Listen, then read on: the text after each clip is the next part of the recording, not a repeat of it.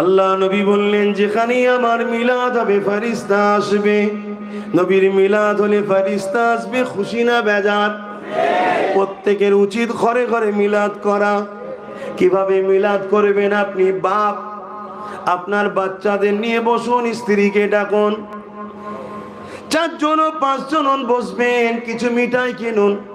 আপনি বসে গিয়ে বলুন, শোনো, 570 খ্রিস্টাব্দে 12 রবিউল আউয়াল সোমবার শুভেচ্ছা দিকের সময় রাহমাতাল লিল আলামিন এসেছিল অন্ধকার পৃথিবীকে আলোকিত করার জন্য।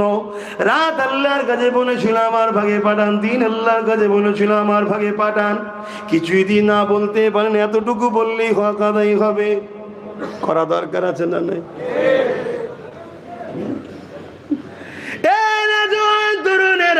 হযরত আব্বাস রাদিয়াল্লাহু তাআলা শুনে বড় খুশি হলেন।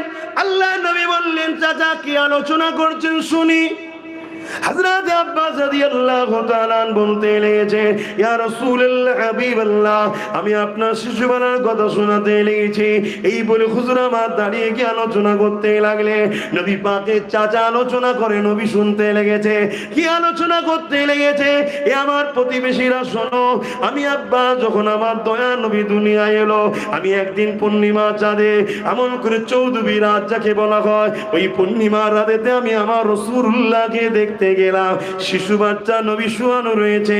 আমি দেখতে গিয়ে দেখলাম খোলা আকাশের নিচেই রয়েছে, আর ডান হাতে শাহাদাতের আঙুলটা, উংলিটা উপরের দিকে তুলে দিয়ে এমন করে ডান দিকে ইশারা করে, বাঁ দিকে ইশারা করে, আর মুচকে মুচকে হাসে। আমি চিন্তা করতে লাগলাম, কি দেখে আর হাসে।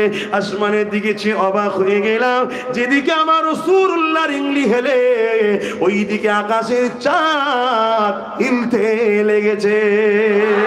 আরো জোরে বলুন সুবহান। এ যুবকেরা, তরুণেরা, এই সম্বন্ধে আর একটা রায়াত আছে। আল্লাহ নবীর দুধমা হযরত হালিমা রাদিয়াল্লাহু তাআলা আনহার বেটি হযরত সুয়াইবা হুজুর বলতে লাগে, আমি বাচ্চা মুহাম্মদ রাসূলকে নিয়ে কোলে করে যখন পূর্ণিমা রাতে যখন বাইরে বেরোলাম, আমার মুহাম্মদ রাসূল কোলে রয়েছে। আসমানের দিকে আঙুলটা তুলে দিয়ে এইভাবে চাঁদের দিকে ইশারা করে, যেদিকে ইশারা করে সেদিকে যায়, আর মুচকে মুচকে হাসে। আমি অবাক হয়ে দেখতে লাগলাম, আর ভাবতে লাগলাম, দুনিয়ার বাবারা, দুনিয়ার মায়েরা, দুনিয়ার আত্মীয়রা তাদের বাচ্চার জন্য প্লাস্টিকের খেলনা দেয়, লোহার খেলনা দেয়, আর এ দুনিয়ার সুলতানের জন্য আমার আল্লাহ স্বয়ং নিজে চাঁদকে রাসূলুল্লাহর খেলনা বানিয়ে দিয়েছে। আরো জোরে বলুন সুবহান।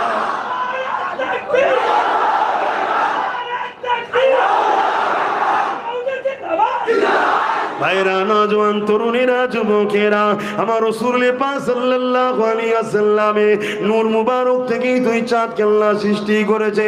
তাই তো নবী আমার যখন বড় হয়ে নবুয়াতের এলানটা করে দিলে, 40 বছর বয়সে নবী নবুয়াতের এলান করেছে। মনে রাখবেন, আমার নবী পায়দাইশ নবী, আমার নবী তখন নবী আদম সফিউল্লাহ যখন পানি মাটির সঙ্গে মিলেছিল, তারও আগে নবী। আমার নবী কবে নবী? হযরতে জিবরাইলকে আল্লাহ নবী জিজ্ঞাসা করেছিল, ও জিবরাইল, তোমার বয়স কত?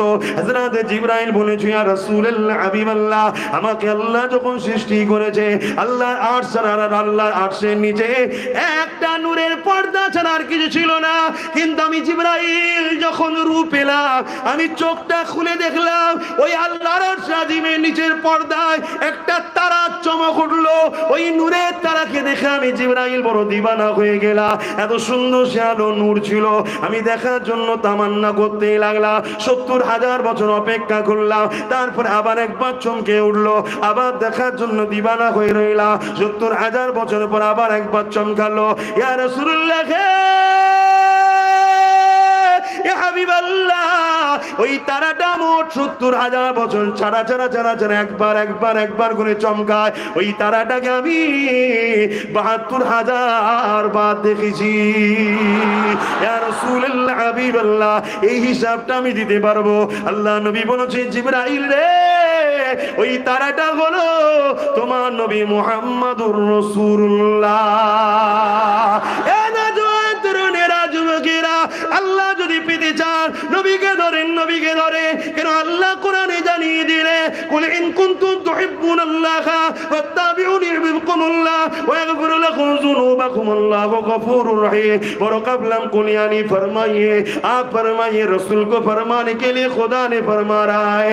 बड़ो कबलम कुल माना फरमाइए इन कुंतुम तुहिब्बुनल्लाह, जो शख्स कहते हैं मैं रब ताला को मोहब्बत करता हूँ, इन लोगों का दावा भी सच है, तो फत्ताबिउनी, पहले आपको इत्तिबा करना होगा, आपको फॉलो करना होगा, यानी मोहम्मद रसूल को पहले इत्तिबा करना होगा, मोहम्मद रसूल को पहले फॉलो करना होगा। ए दुनिया मनुष्यरा কাউকে ইত্তেবা করতে গেলে, কাউকে ফলো করতে গেলে मोहब्बत दिले रखते হবে। लिहाजा फत्ताबिउनी के अंदर प्यार छुपा हुआ है, माना ये जाहिर हुआ फत्ताबिउनी, मोहब्बत के साथ नबी को अगर कोई मान ले, खुदा ने फरमाने लगा युहिब्बुकुमुल्लाह, আমি আল্লাহ তাকে ভালোবেসে নেব। তাহলে আল্লাহর ভালোবাসা যদি পেতে চায় নবীকে ভালোবেসে ইত্তেবা করো, নবীকে ভালোবেসে মেনে নাও, নবীকে ভালোবেসে ফলো করো। যদি এটা করতে পারো আল্লাহ তোমাকে ভালোবাসবে। আর আল্লাহ যাকে ভালোবাসবে তার দুনিয়াও টেনশন নেই, আখিরাতও টেনশন নাই, কারণ আল্লাহ বলে দিল ওয়াগফিরু লাকুম যুনুবাকুম আল্লাহু গফুরুর রহিম, আমি আল্লাহকে তারা বড় দয়ালু মেহেরবান পাবে। তাদের জীবনে যা গুনাহ হয়েছে আমি আল্লাহ সব মাফ করে দেব।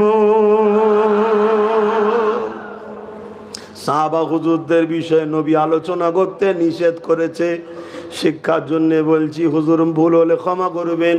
দাইয়া কালবি নিজের কন্যাকে জ্যান্ত পুঁতে দিয়েছিল, তখন জাহিলিয়াতের যুগে ছিল, কিন্তু হুজুরকে ভালোবেসে মেনে নেওয়ার জন্য আল্লাহ তাকে ভালোবেসেছে, এই এত বড় পাপকেও আল্লাহ মাফ করে দিয়েছে।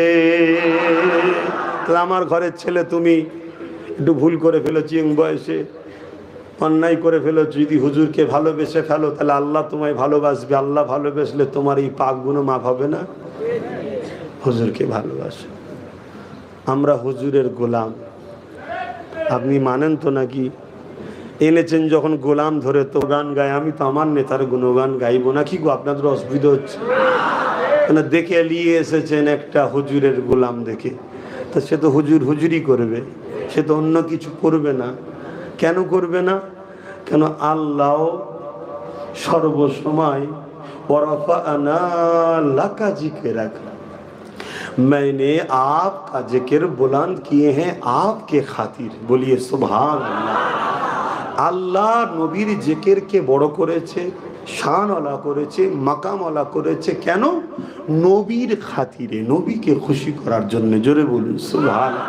কতটা বড় করেছে? নবী বলছেন আমার জিকিরকে আল্লাহ নিজের জিকিরের সঙ্গে শামিল করেছে, গণ্য করেছে। জোরে বলুন সুবহানাল্লাহ।